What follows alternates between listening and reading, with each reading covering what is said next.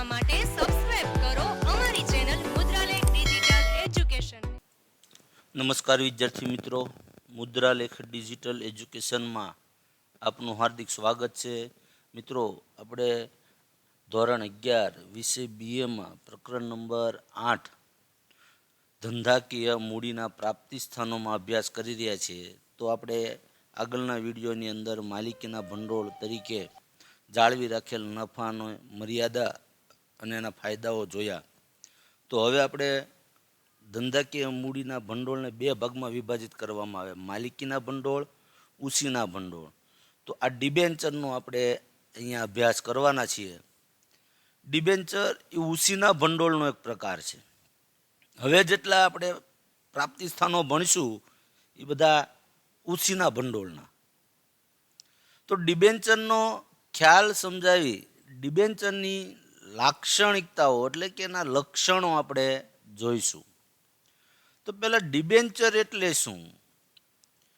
તો સામાન્ય રીતે આપણે જોઈએ તો કે કંપનીમાં મૂડી બે પ્રકારમાં વહેંચાયેલી હોય। કંપનીમાં જે મૂડી જોવે એને બે ભાગમાં, એના બે સ્વરૂપમાં વહેંચાયેલી હોય। પહેલું માલિકીની મૂડી એટલે કે માલિકીના ભંડોળ, અને બીજું ઉછીની મૂડી એટલે કે ઉછીના ભંડોળ। જ્યારે ધંધાનો માલિક પોતે જ પોતાની માલ મિલકત કે રોકડ ધંધામાં રોકે તો એને માલિકીના ભંડોળ કહેવાય। જ્યારે ધંધાનો માલિક દેવું કરી અને મૂડી ધંધામાં રોકે તો એને ઉછીના ભંડોળ કહેવાય।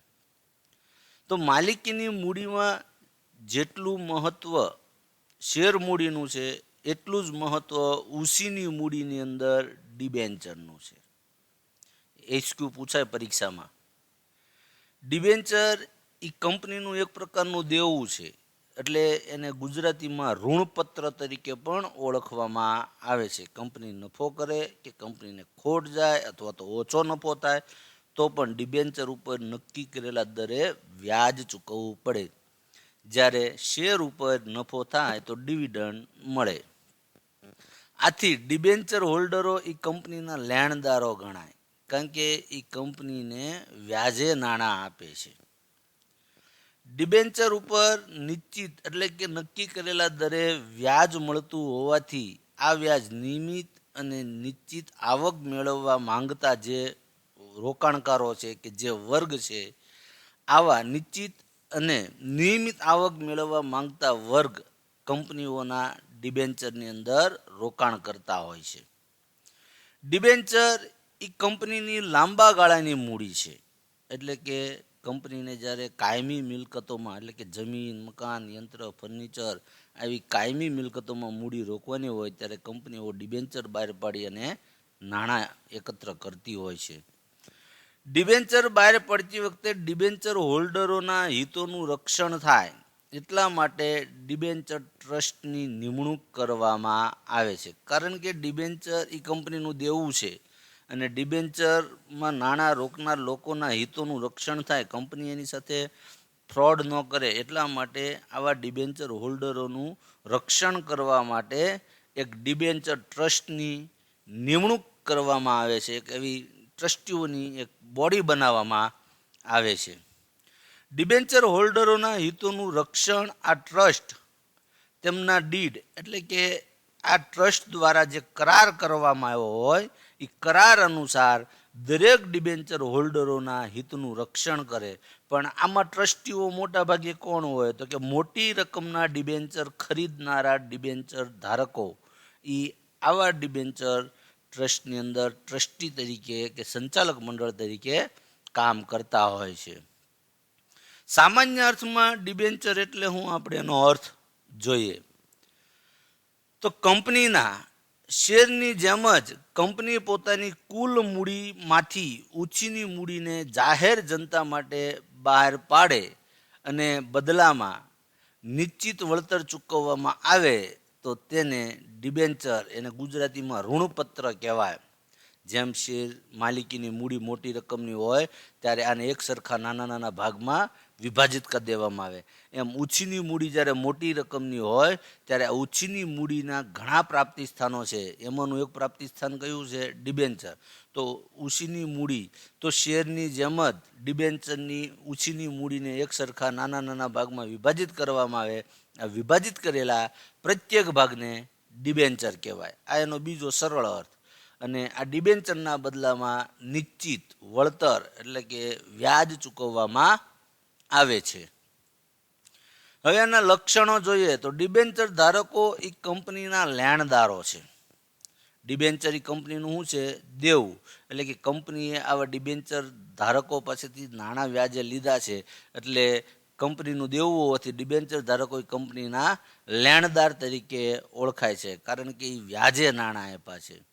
ત્યારબાદનું લક્ષણ નિશ્ચિત દરે વ્યાજ. જોકે પ્રસ્તાવનામાં મોટા ભાગના લક્ષણ આપણે આવી ગયા છે, ખાલી ટૂંકમાં એટલું યાદ રાખવાનું છે કે નિશ્ચિત દરે વ્યાજ. તો ડિબેન્ચર એ કંપનીની ઉછીની મૂડી હોવાથી તેના ઉપર નિશ્ચિત દરે એટલે કે નક્કી કરેલા દર પ્રમાણે વ્યાજ ચૂકવવામાં આવે છે. કંપનીને નફો થાય કે કંપનીને ખોટ જાય. ત્યારબાદ મિલકતો બોજારું. એટલે કે ડિબેન્ચર એ ઉછીનું ભંડોળ છે. એટલે બોજો એટલે શું કે મિલકતો કંપનીએ ગીરવે મૂકવી પડે. તો ડિબેન્ચર એ દેવું છે એટલે ડિબેન્ચરના બે પ્રકાર એમાં આપણે આવશે, તારણવાળા અને તારણ વગરના. આના પછીના આપણે વિડીયો લેક્ચરની અંદર એ જોવાના છીએ. તો ડિબેન્ચર એ ઉછીની મૂડી છે. કેવી મૂડી છે? ઉછીની મૂડી. તો ઉછીની મૂડી હોવાથી એના ઉપર મિલકતો ગીરવે મૂકવી પડે. મિલકતો ગીરવે હું કેમ મૂકવી પડે? કારણ કે આપણે આગળ જોયું કે ડિબેન્ચર એક ટ્રસ્ટ બનાવવામાં આવે છે અને ડિબેન્ચર ધારકોની સાથે કોઈ ખોટું ન થાય, એના નાણાં ન ડૂબે એટલે કંપની જેટલી રકમના ડિબેન્ચર બહાર પાડે એટલી રકમ મિલકત ગીરવે મૂકે. જો કંપની ફડસામાં જાય, કંપની ડિબેન્ચર ધારકોને નાણાં ચૂકવવામાં અસંમત થાય તો આ ડિબેન્ચર ટ્રસ્ટ આ મિલકતો છે એ વેચી અને ડિબેન્ચર ધારકોને નાણાં પરત કરી શકે. એટલા માટે ડિબેન્ચર બહાર પાડવા માટે કંપનીએ પોતાની જે મિલકતો છે એ મિલકતો બોજારૂપ બને છે. એટલે કે એની મિલકતો એને ગીરવે મૂકવી પડે છે. જરૂરિયાત. તો ડિબેન્ચર એ કંપનીની લાંબા સમયગાળાની મૂડી હોવાથી કંપનીની લાંબા ગાળાની જરૂરિયાત સંતોષે છે. એટલે કે જ્યારે કંપનીને કાયમી મિલકતોમાં રોકાણ કરવાનું હોય તો ત્યારે એવી કાયમી મિલકતોમાં રોકાણ કરવા માટે મોટા ભાગે કંપની ડિબેન્ચર બહાર પાડતી હોય છે. ત્યારબાદ શેર બજારમાં નોંધણી.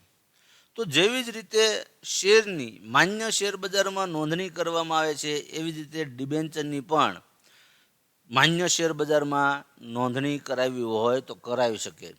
તો ડિબેન્ચરની માન્યતા મળતાની સાથે કે માન્યતા મળવા બાદ શેર બજારમાં કંપનીએ જો નોંધણી ડિબેન્ચરની કરાવી હોય તો તે શેરની જેમ ડિબેન્ચરનું પણ ખરીદ વેચાણ શેર બજારના માધ્યમથી થઈ શકે. એટલે કે રોકાણકારોને ડિબેન્ચર ખરીદવામાં સરળતા થઈ જાય અને સરળતાથી લોકો ડિબેન્ચર ખરીદવા તૈયાર થાય. આમ શેર બજારમાં નોંધણી કરાવી. શેરની નોંધણી ફરજિયાત છે, ડિબેન્ચરની નોંધણી ફરજિયાત નથી. મૂડી પરત. પણ ડિબેન્ચર એ કંપનીની ઉછીની મૂડી છે. કેવી? ઉછીની. કંપનીનું દેવું છે. તો અમુક મુદ્દત, ચોક્કસ મુદ્દત પૂરી થતા એ મુદ્દતના અંતે ડિબેન્ચરના નાણાં કાં તો એકસાથે કાં તો હપ્તેથી પરત કરવામાં આવે. દાખલા તરીકે 10 વર્ષના ડિબેન્ચર બહાર પાડ્યા તો એક ડિબેન્ચરની કિંમત 10,000 રૂપિયા છે.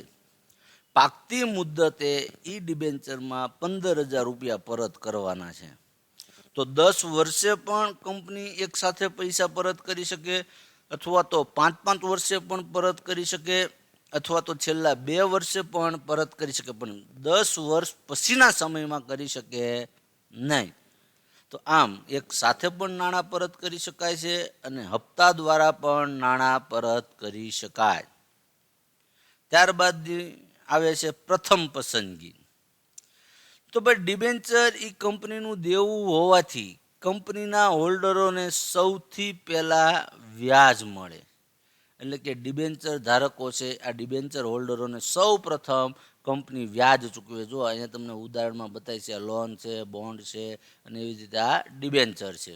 કારણ કે ડિબેન્ચરની સામે મિલકતો પણ ગીરવે મૂકવામાં આવી છે. તો કંપનીના વિસર્જન સમયે પણ મૂડી પરત મેળવવામાં ડિબેન્ચર હોલ્ડરોને પહેલી પસંદગી મળે છે. સૌ પ્રથમ ડિબેન્ચર ધારકોને મૂડી પરત કરવામાં આવે છે અને ત્યારબાદ જ બીજા બધા શેર હોલ્ડરોને એને મૂડી પરત કરવામાં આવે છે. મિત્રો, તમે જેના માધ્યમથી એજ્યુકેશન મેળવી રહ્યા છો એવી અમારી ચેનલ મુદ્રાલેખ ડિજિટલ એજ્યુકેશનને સબસ્ક્રાઇબ કરો, લાઇક કરો અને વધુને વધુ શેર કરો. આ ઉપરાંત અમારા ડિજિટલ એજ્યુકેશનના માધ્યમોનો પરિચય કરાવું તો પ્લે સ્ટોરમાં 11/12 કોમર્સ ગુરુ નામે એપ્લિકેશન છે. આ ઉપરાંત FB અને ઇન્સ્ટામાં પણ મુદ્રાલેખ ડિજિટલ એજ્યુકેશન નામે પેજ ચાલે છે. Thank you. Come again. Best of luck.